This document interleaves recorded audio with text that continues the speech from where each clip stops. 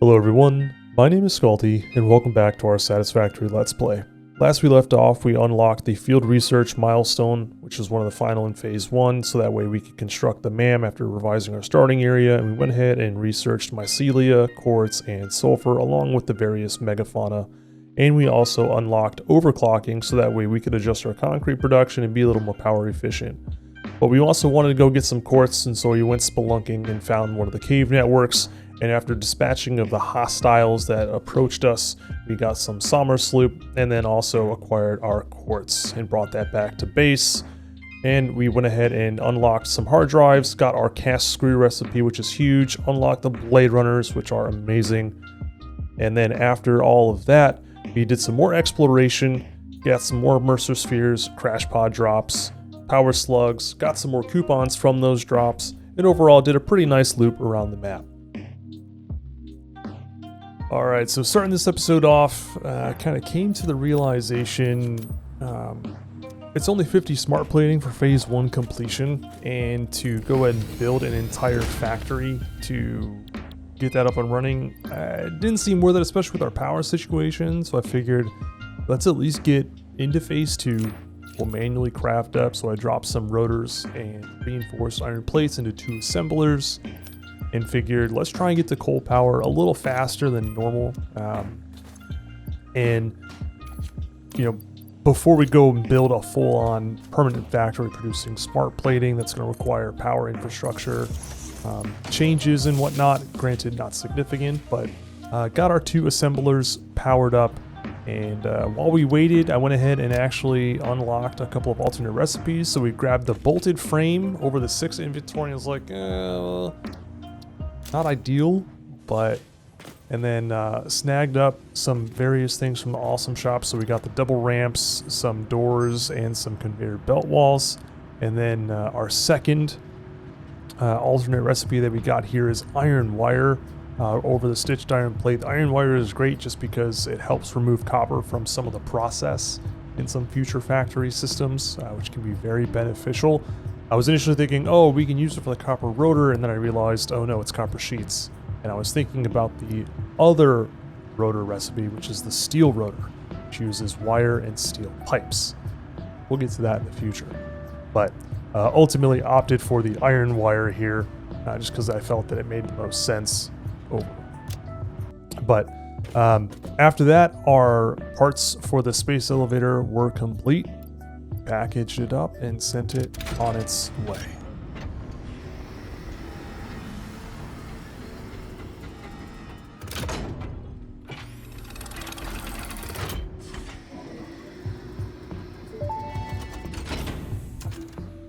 Welcome to the Project Assembly Pioneer Progress presentation. Congratulations, the Phase 1 project part shipment is now ready for delivery. On delivery, Phase 1 will be completed and the distribution platform will be constructed. After completion of Phase 1, the technologies of Tiers 3 and 4 will become available in the hub. Highlights are automated power, steel production, personnel transportation, and many more. Completing Phase 2 of Project Assembly is your next main objective. New project parts will need to be produced and delivered to the space elevator as you have done previously. Continue to construct, automate, explore, and exploit for a better fix-it future. I thought that was pretty cute, and a nice little different change just to kind of set the tone of what to look forward to. And so that automated power is definitely something we're going to enjoy.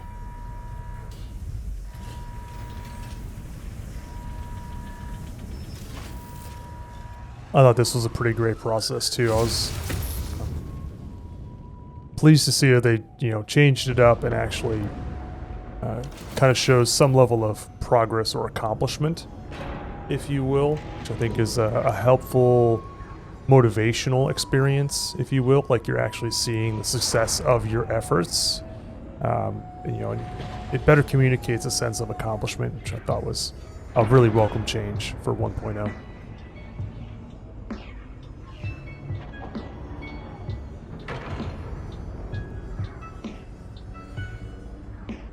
And I think what was kind of neat to see as well is, like the little moving objects. I was kind of like, oh, what is that? And just looks like it's a. I feel like my anticipation is that this is some type of, call it a satellite, if you will,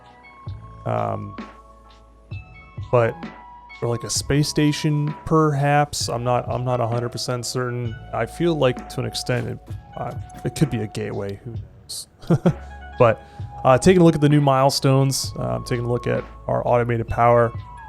You know, it's on the horizon. I'm excited for it, but I opted to go for this milestone just because having the Xenobasher would be nice and taking out enemies and whatnot. Plus, we also get the inventory slots, which, as minor as it might be, could be beneficial, especially when we don't have access to like storage depots yet and whatnot. So inventory can be a little tight, if you will. But glad we got the Xenobasher constructed and unlocked. Looks great, sounds great. It's kind of like getting Blade Runners for me. It's just something I'm so used to. So, but yeah, after that, getting coal power unlocked, I wanted to just kind of get to this as quickly as I can.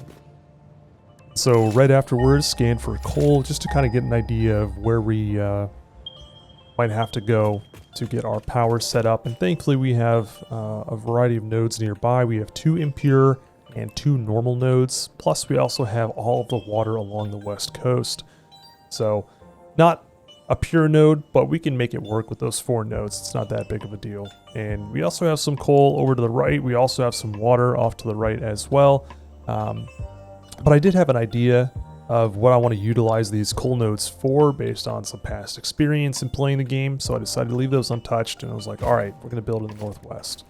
So with that, decided to kind of mock up what we can actually utilize from those normal nodes, which gives us 180, which gives us 12 coal power plants, and as a result would also give us technically 4.5 water extractors, but you know, aiming for 6 instead, just to kind of cover our bases. And took a look at the material cost, and I was like, you know what, that's a lot. Like reinforced iron plates and rotors, which we have not yet started to automate, and kind of came to the conclusion we probably should. And so before we actually started building up the factory, I thought, all right, let's do one thing to get us in good shape, and that's create some copper sheets for all of the piping that we're going to need for the coal generator system and running the water up into the coal generators.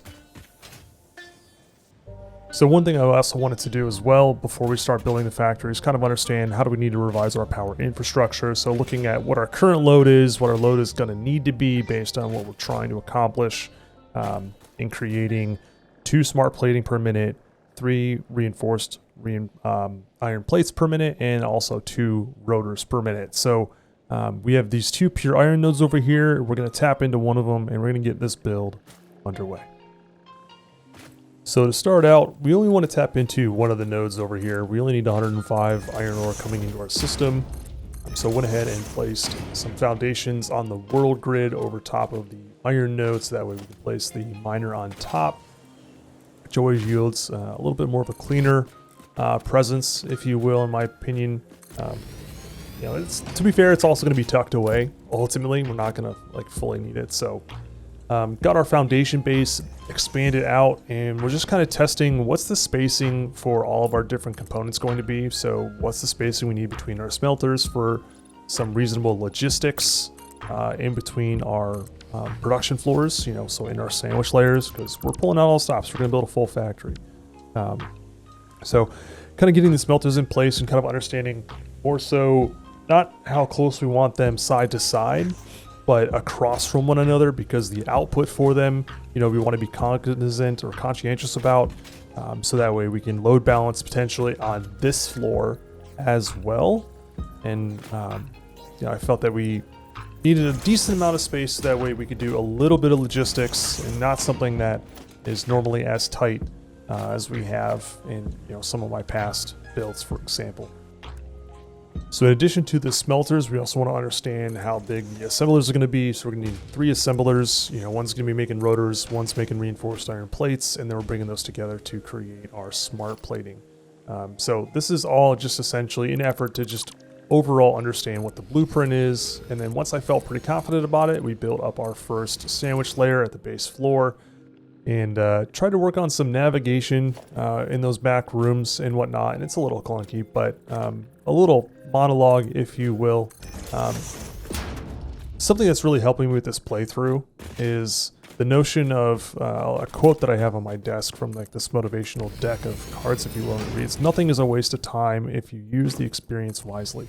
And that's how it afforded me the comfort in trying new things and allowing myself to fail. But anyway, outside of that wisdom, hit up the awesome shop and grab some inverted ramps based on the shape of the stairs that we were seeing underneath. This was just kind of a means to just kind of explore, you know, the new stairs option. Yeah, I thought it was pretty clean. But here I'm kind of deciding where do I want storage to be. I'm thinking, all right, we can build the storage out in this direction from here, since essentially everything that's, you know, on this side of the miner, if you will, is going to, for the most part, be tucked away behind a wall. So I figured, all right, let's build the storage out there.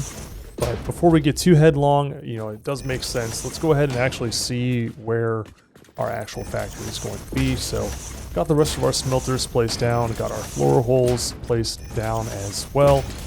And placing the floor holes allows us to kind of understand what the logistic requirements are going to be underneath this floor inside of our sandwich layer. And so also wanted to be a little cognizant, you know, we got our storage containers roughly in place just so that way visually I can kind of follow and understand what's going on. And realizing that it was pretty dark, you know, turned off global illumination, which helps things a decent bit overall. So before I forgot, made sure we underclocked our miner to 105, and that leads to some interesting logistics. And so 105 out divided by 3 is 3 lines of 35, and we need 3 smelters at 100%, 1 at 50% for 15. So 30 and 30 is 60, plus 30 is 90, plus 15 is 105. So what we're doing here is to force a line of 60 over to 2 smelters. We're taking 2 lines of 35, giving us 70, and forcing that into a merger onto a Mark 1 belt. And this Mark 1 belt from the merger is essentially going bottleneck at 60 per minute. And so that resolves our smelters over on this side. And then the remaining belt that we have over here, that extra difference, if you will, is going to overflow, quote unquote, over to this side here. And so what we want to do here to load balance is we need 1 smelter again at 15, and we need the other at 30. So what I'm doing here is getting everything in alignment, but we want a merger going into one of the smelters. And then in front of that merger, we're going to place a splitter. And so if we have 45 ore coming off onto this side and we divide 45 by 3, we get 3 lines of 15. So by placing this splitter, we can then take 2 lines of 15 and merge it together. And that gives us a line of 30, and then we take that remainder out of the splitter, and that gives us our 15. So we got 15 and 15 coming into the merger, and then we send that up into the smelter, and then that leaves the other belt on the other side as our 15 to go to the other smelter that's going to be running at 50% speed. So that way we have a fully load balanced smelter system on our ground floor. So once we got all of that in place, figured, all right, it makes sense. Let's build up to our next floor, and got some floor holes in place to kind of get an understanding of where our product is going to be going up, and doing it a little different this time. We're going to be clipping, but trust me, it's worth it. You know, in the past, I've used the exposed beams that use the steel frame pillars, for example. You know, it's clean, it works, but it's not what we want to do this time around, at least not what I'd like to do this time around, and how we're going to be routing logistics from floor to floor. So taking advantage of the corner pipes, we place all 4 around like this, and that gives us a pretty strong looking column. And then we also have the inverted that we put up on the ceiling, and we connect them together with the corner extension in between. And this hides away the belts. And yes, like I said, it is clipping, but I think there's a certain level of imagination, if you will, to allow yourself more creativity, where it could stand to reason that the center of these columns, based on how thick they are, they could to an extent also be hollow. Why not? And honestly, it results in a pretty clean look. that I really enjoy, and it fits the vibe that I'm going for, and so I'm okay with it. I think it looks great, and it kind of fits this soft kind of vibe we're going for. This futuristic sci-fi utopia type elegance, if you will, with minimal hard edges. So overall clean and smooth. But up on the second floor, we got our sandwich layer built. And here we're going to be utilizing 8 constructors. We're utilizing the cast screw recipe, which is amazing. It takes constructors out of needing to make rods. So the 2 up in the front, we're going to be using to make plates. The back 2, we are making rods. And then the other 4 on the opposite side here are going to be utilized for screws. We're going to be utilizing some underclocking as well, just to make sure things just run as smoothly as possible. And overall, just trying to resolve, how do we get the product up from this floor to the next floor as well. But looking at the cast screw and changing the overall output and modifying each constructor so that way it's technically running at 100% speed. But this is also a nice solution. Like I said, we're not utilizing automated power yet, so it does make sense. Let's build an extra machine or 2 depending on how it's needed for design symmetry, and just underclock it. So that way we can be as conscientious power wise, just because again we're going to be operating this factory for a little bit utilizing biofuel. So modifying the, oh actually I got it backwards, I apologize. So we got rods in the back, plates in the front, and getting those underclocked and sorted out as well. And so the logistics for this floor are a little fun. So we have 60 iron ingots coming up on this side of the factory, and we need 40 for our screws and 20 for our rods. And so we're utilizing a split into 3 lines of 20, merging 2 of those lines of 20 into a line of 40, and that's being fed into our screws over there. That's just being load balanced into a 1-to-4, which is pretty simple and straightforward. And then we're taking the remaining 20 from this belt and wrapping it around the outside and bringing it over to our constructors making the iron rods here in the back. And this is just a simple 1-to-2 split. And a little bit of a jump cut here to nighttime. I spent a little bit of time just kind of figuring out the logistics and figuring out where we want the product to go up, and resolve that with 4 lifts. We got 2 on each side. So we're going to have a line of 60 screws coming out, 100 screws, and then we also have our 30 iron plates and our 20 iron rods. And just for simplicity and a little bit of symmetry, opted to have the screws go up on one side of the factory and then the rods and the plates go up on the other.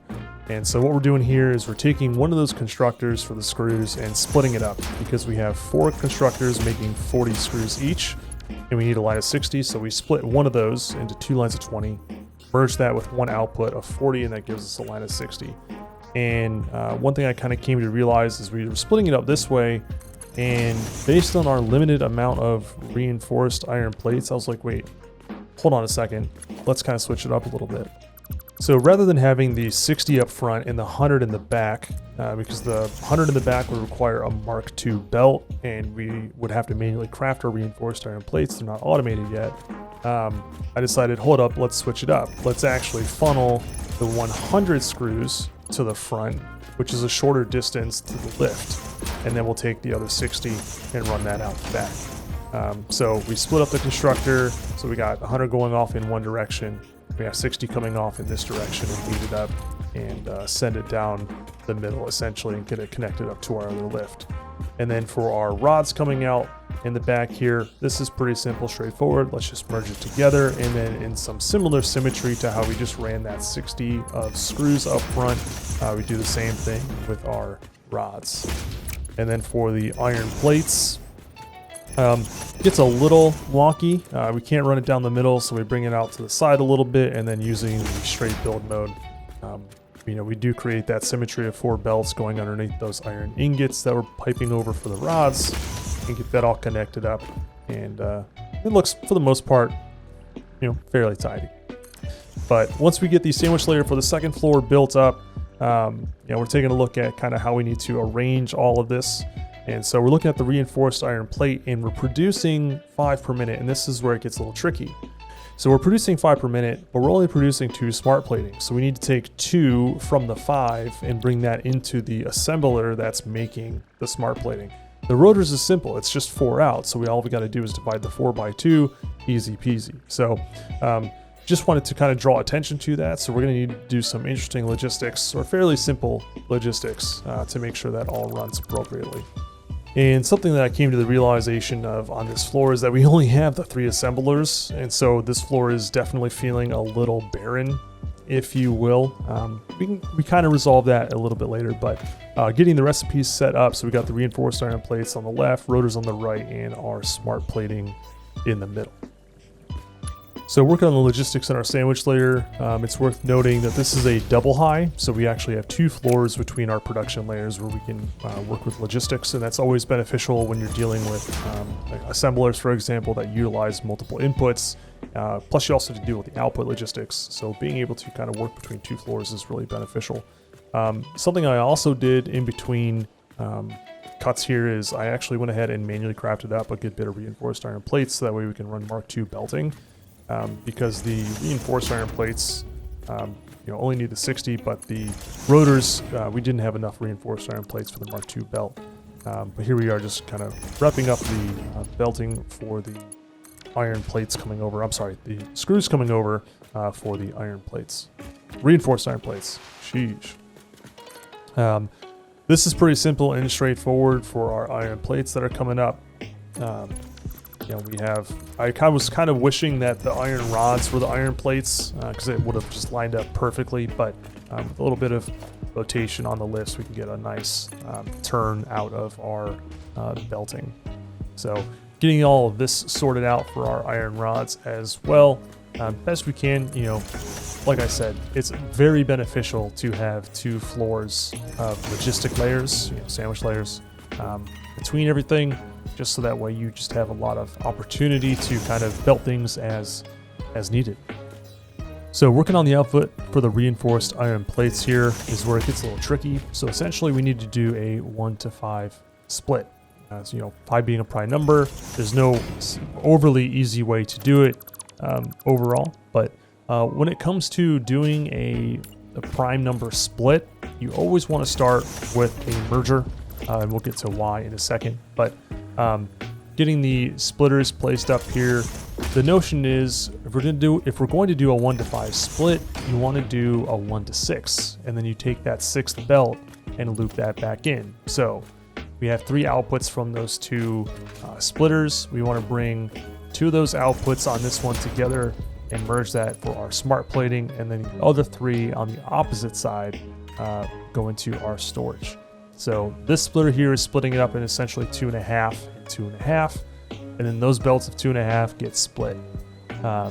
So we have the splitter on the right that's going to go to our permanent storage, and kind of coming to the conclusion here real quick though that the splitter in that position is not going to quite work, so opted to relocate it in front overall, just to kind of keep it simple.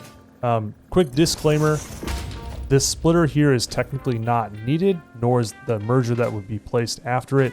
This is just more so for demonstration, so that way it's visually understood kind of how this splitting system works. So we have a belt coming off in these 3 directions from one splitter, and then we have another 3 belts coming off in 3 directions from the second splitter. So it's merger, splitter, and then 2 splitters. So what we need to do essentially is we need to take one of these 6 belts and loop it back into that merger up front. And the easiest belt in which to do that is the one that's right here. So we go ahead and disassemble our belt to the left here and just do a nice quick tight 90-degree bend back into that merger. And so that means that the 2 belts on the left here are going to be merged together for our smart plating, and then the 3 over on the right end up becoming our storage for our reinforced iron plates. But essentially that 6th line just gets looped back into the system, and then over time it does quote unquote balance out in how the splitters function and divide the materials across the different belts. Thankfully, the rotors are quite simple. It's just 4 out, so we just need to pull 2 off. So we just do a simple 1 to 2 and connect it up as so, and easy peasy compared to the reinforced iron plates. And so then looking at the output for everything, taking our smart plating, bringing it back to the factory toward that cliffside, where again is our quote-unquote back room, if you will, and then bringing our reinforced iron plates for storage toward the back, and then also on the opposite side here, bringing our rotors back. And then, next step is figuring out how to bring them down to the ground floor. As I was expanding out the storage, I noticed a bean kind of taking his moment on Pride Rock.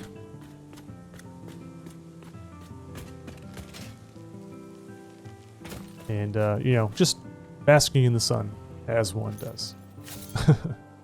But anyway, back to work with being efficient, and Fix-It would appreciate that. So we got our floors built out here, and we're bringing all three products down into the middle here and kind of repositioning our storage for access. And we can't use actual walls utilizing this build type because we can't override the color of them from gray to white like we can for our foundations.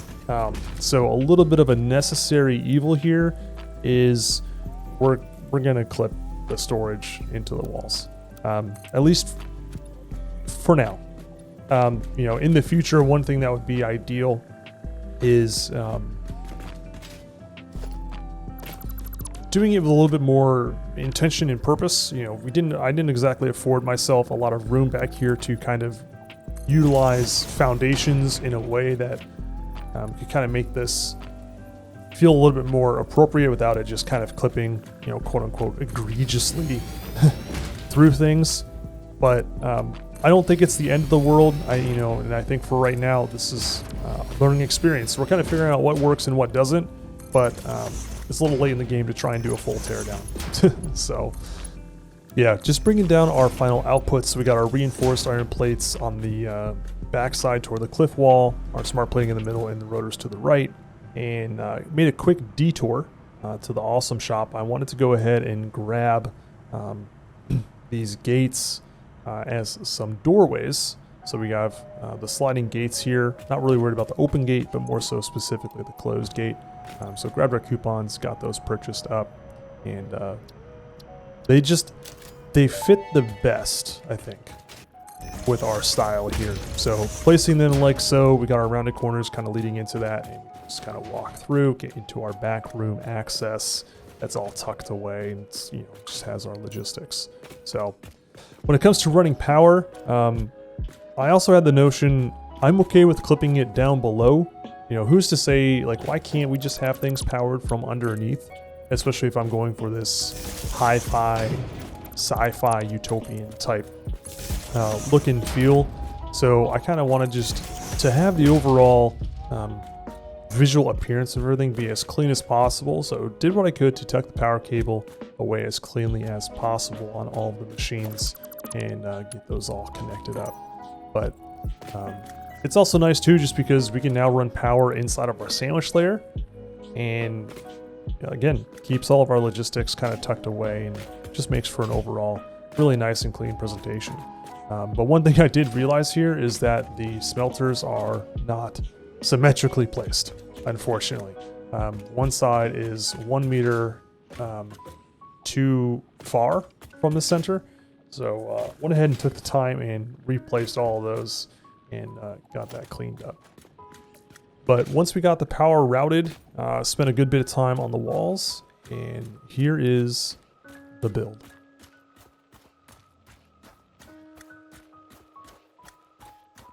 So as you can see, we have soft corners on the edges. We have this neat parallel kind of structure on all of our floors, and we cut some of those out to create windows to allow in some light. And it's just a different style that, one, I have not seen before. I really like it for its clean appeal, and it's visually compelling. But before we got everything powered up, I did revise our power structure here. So utilizing alien protein and creating biomass and then converting that into solid biofuel, we are now feeding 12 biomass burners. And I've just simply found that this is a great early game solution for non-fully automated power yet. And this provides us a good bit of wiggle room for powering up our factory. So definitely a benefit. So got our factory powered up and encountered a few small issues along the way, but kind of wanted to take you all through a tour. So over on the far side where our storage is, we have our stairs going up, and I thought this was a nice introduction, and we are slowly entrapping a doggo in here. But like I said, we have our reinforced iron plates on the left, smart plating in the middle, and our rotors on the right. And I was getting initially a little confused. I was like, oh, it could be one or the other, but right off the bat, not a good sign. We didn't properly have our smelters connected up to actually receive any items, but we have our 2 columns bringing materials up, and then we have our little window out the front here. And one thing that I needed to fix is I needed to actually take out the rounded corners here, the 1 meter ones, and actually just connect it together so that way it matches everything on the other floors. But this is all an iterative process.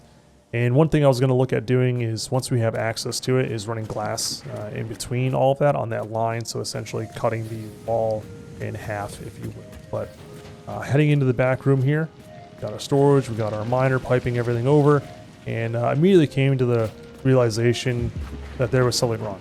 We clearly did not have something operating at the correct speed, and I was like, oh, already? What did I already do wrong? First build, I was kind of bummed out.